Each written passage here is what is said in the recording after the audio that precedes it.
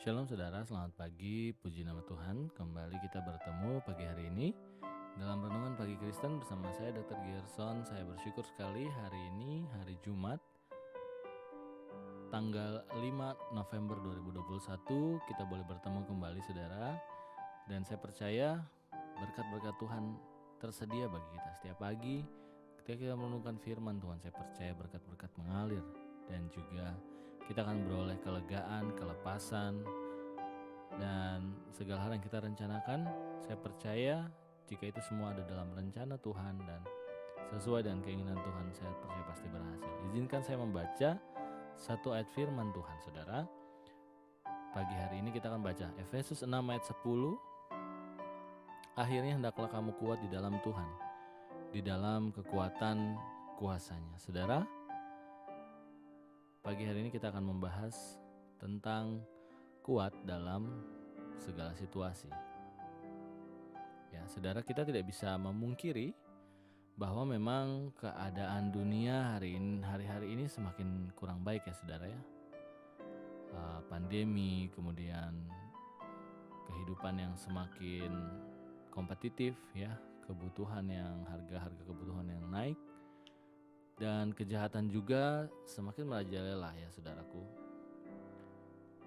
Nah, kita sebenarnya akan sulit ya kita menghadapi semua ini dengan bersandar kepada kekuatan kita sendiri. Oleh sebab itu, Paulus dalam kitab ini menasihatkan kita supaya kita semakin kuat di dalam Tuhan. Ya, saudara, kuat berbicara tentang bagaimana kokohnya suatu konstruksi atau suatu bentuk terhadap goncangan. Ya, biasanya kalau diibaratkan sebuah pohon, maka kita bisa tegak atau kuat di dalam terpaan segala tantangan bila akar kita semakin kuat ke dalam.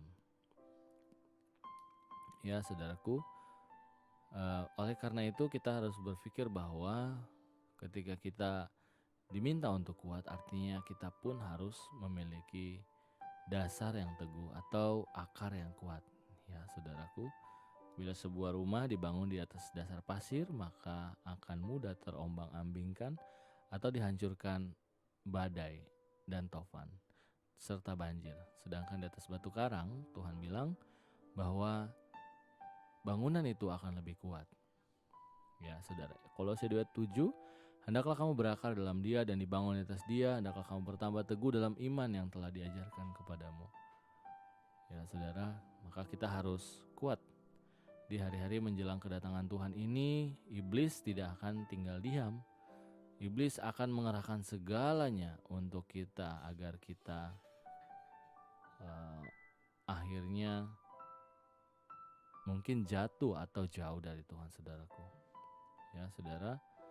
Dan dengan apakah kita bisa kuat? Yang pertama tadi kita harus punya akar kepada firman Tuhan, berpegang kepada firman Tuhan yang dalam, saudaraku. Bukan hanya sekedar superficial saja atau di kulitnya saja, tapi pemahaman yang dalam. Yang kedua, gunakanlah perisai iman.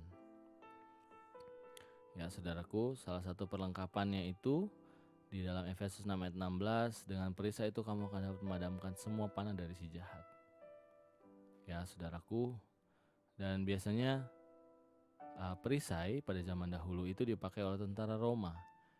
Ya, yang perisainya bentuknya dan ukurannya itu cukup besar, lebarnya 1 meter saudara ya, dan ukuran besarnya atau panjangnya itu sekitar 1 sampai 1,3.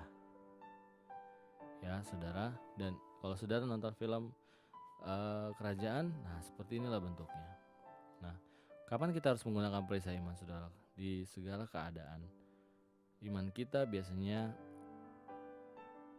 tergoncang oleh keadaan. Oleh sebab itu, kita harus kuatkan perisai iman kita. Seburuk apapun keadaan dan seberat apapun tantangan, tetaplah percaya kepada Tuhan. Dan iman sanggup mengubah yang tidak mungkin menjadi mungkin. Iman sanggup membuka jalan yang tidak ada menjadi ada, dan juga mematahkan serangan iblis. Saudaraku, 1 Petrus 5:9, lawanlah dia dengan iman yang teguh. Saudara, dengan kita berakar atau bersandar kepada firman Tuhan, dan dengan kita memiliki perisai iman, maka kita akan tetap teguh di tengah goncangan dunia. Mari kita berdoa. Kami bersyukur Tuhan, terima kasih karena pagi hari ini Tuhan boleh bangunkan kami dengan tubuh yang sehat Tuhan, dengan nafas kehidupan yang baru. Kami percaya berkat-berkat-Mu ada dan mengalir dalam kehidupan kami Tuhan, ketika kami merenungkan dan berdoa pada pagi hari ini Bapa. Terima kasih Tuhan, terima kasih. Kami menyerahkan hari ke dalam tangan-Mu. Segala rencana kami yang sudah kami buat, kami serahkan ke dalam tangan Tuhan saja. Dan biarlah ketika kami mengerjakan apa yang menjadi bagian kami Tuhan, Kau yang campur tangan. Kami berdoa Tuhan, biarlah kasih setia-Mu menyertai kami, keluar masuk kami kemanapun kami pergi. Berkati orang yang kami kasihi, orang yang mencintai kami, bahkan orang yang membenci kami. Kami menyerahkan mereka ke dalam tangan-Mu. Biarlah Tuhan sendiri yang beracara dan memberkati mereka. Terima kasih Bapak, terima kasih Tuhan. Terpujilah Engkau Tuhan. Berkati juga para pemimpin negara, bangsa yang kami cintai ini Tuhan. Biarlah mereka boleh mendapatkan hikmat marifat dari Tuhan. Terima kasih Bapak, terima kasih Tuhan. Kami akan beraktivitas hari ini, kami menyerahkan semuanya ke dalam tangan-Mu. Di dalam nama Tuhan Yesus kami berdoa dan mengucap syukur. Haleluya, haleluya, amin. Puji nama Tuhan saudara, selamat beraktivitas. Dan saya percaya bahwa perisai iman dan firman Tuhan layang boleh menjaga kita dari goncangan dunia ini. Sampai jumpa besok, Tuhan Yesus memberkati.